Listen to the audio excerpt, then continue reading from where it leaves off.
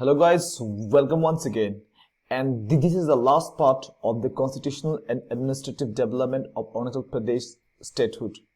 So let's begin the discussion with the movement for statehood. जैसे ही अरुणाचल को उसका पहला पॉपुलर सरकार मिला वो शुरू हो गए द उस हमारा जो नया सीएम था मिस्टर पीके तुंगन उन्होंने लीड किया इस मूवमेंट को for full statehood of Arunachal Pradesh और अपने असेंबली के जो बजट सेशन है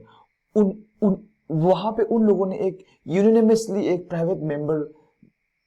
रिजोल्यूशन एडॉप्ट किया 1977 को कि अरुणाचल को फुल स्टेटहुड टोटल स्टेटहुड दिया जाना चाहिए और सीएम 1979 को सीएमपी के तुंगन ने एक डेलीगेशन ऑफ लेजिस्लेचर्स ले गया टू न्यू दिल्ली और उन लोगों ने वहां मिला उस समय के प्राइम मिनिस्टर श्री मोरारजी देसाई जी को and they pressed their demand for statehood और उन लोगों ने मांग किया कि हमें स्टेटहुड दिया जाना चाहिए लेकिन उस समय के जो प्राइम मिनिस्टर है श्री मोरारजी देसाई ने बोला कि ये डिमांड बहुत ही प्रीमेच्योर है मतलब बहुत ही जल्दी मांग रहे हैं और पर उन्होंने एक बात को एश्योर किया कि अगर यूनियन टेरिटरी ने फ्यूचर में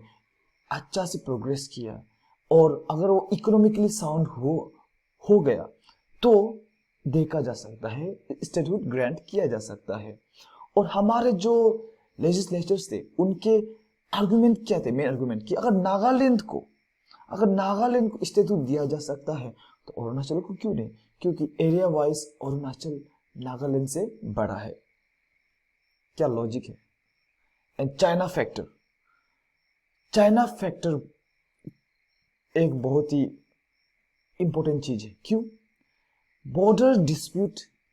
शुरू हो गया इंडो चाइना के बीच में तवांग सेक्टर में 1986 को क्या हुआ कि चाइनीज ने एक हेलीपैड कंस्ट्रक्ट किया in the Sumdorong Chu valley of Arunachal Pradesh और इंडियन आर्मी ने इसको रिटेलिएट करने के लिए एक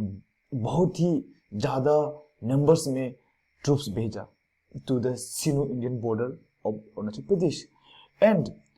ये जो एपिसोड हुआ this accelerated the demand for statehood अभी हमारे अरुणाचल के जो लेजिस्लेचर्स है उनका डिमांड और बढ़ गया और गवर्नमेंट ऑफ इंडिया को भी लगा कि शायद दे देना चाहिए मिजोरम फैक्टर 30 जनवरी 1986 को after decades of violent struggle बहुत साल के वायलेंट स्ट्रगल के बाद मिजोरम एकॉर्ड साइन हुआ between the Mizo national front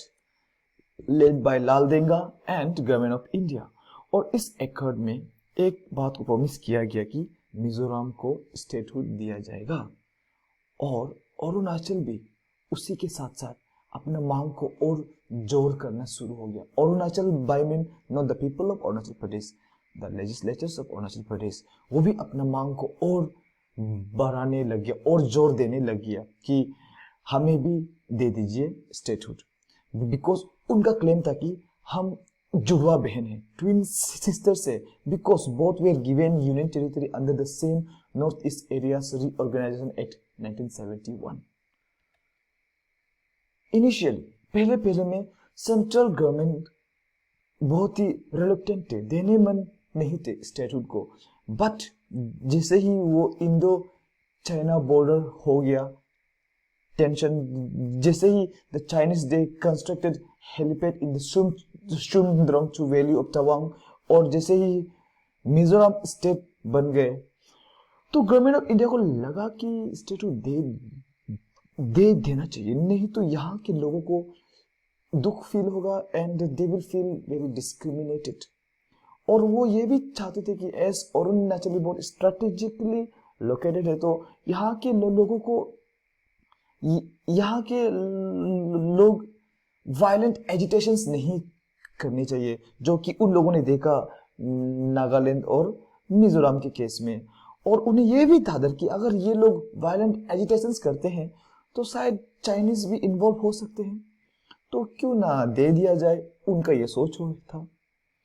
तो उस समय के जो पीएम है राजीव गांधी ने विजिट किया यिंगकियोंग ऑफ अरुणाचल प्रदेश, और the NSUI, the national students union of India, ने एक मेमोरेंडम सबमिट किया कि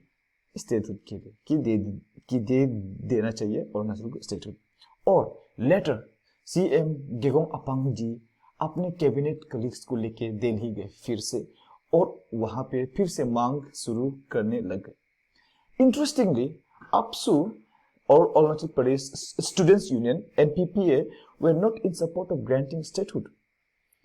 But till Arunachal attains a desired level of political and economic development, जो कि बात बहुत ही सही है. But when the statehood bill was introduced in the parliament, there was no protest from anyone.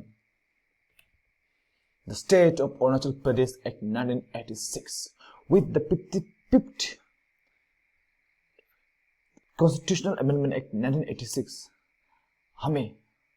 Statute दिया गया। The Statute Act received the assent of the President of India on 24 February 1986, और राजीव गांधी ने उस समय के प्राइम मिनिस्टर श्री राजीव गांधी जी ने formally हमें statute दिया गया ऑन 20 फरवरी 1987 को। 23rd स्टेट हुआ मिजोरम और 24th स्टेट हुआ अरुणाचल प्रदेश। और हम कुछ इंपॉर्टेंट प्रोविजंस के बारे में बात करेंगे इस स्टेटहुड एक्ट के। First, establishment of the state of Arunachal Pradesh, allocation of 2 seats in the Lok Sabha. अब हमारे पास 2 सीट्स हो गए थे लोकसभा में। The total number of seats in the legislative assembly was increase to 60। इससे पहले 30 थे, and out of those 60, 59 seats were reserved for the scheduled tribes of the state and 1 was left unreserved. And we had a common high court, that is the Guwahati High Court. Insertion of 16 scheduled castes, उस statehood act में ये mention था कि 16 scheduled caste है, मतलब there are 16 scheduled caste community in Arunachal Pradesh, and insertion of 12 scheduled tribes only. Lieutenant Governor was redesignated as governor, and Arunachal was placed under Article 371H, where the governor was given special power. But ये जो Article 371H है, ये statute act में नहीं है, ये 55th Constitutional Amendment Act में डाला गया है of 1986, और इसके ऊपर भी हम एक वीडियो अलग से बनाएंगे। So guys, अगर आपको हमारा ये लेसन, ये डिस्कशन अच्छा लगे तो once again please like कीजिए, सब्सक्राइब कीजिए, and you can follow me on Instagram @the Nikum. Thank you guys.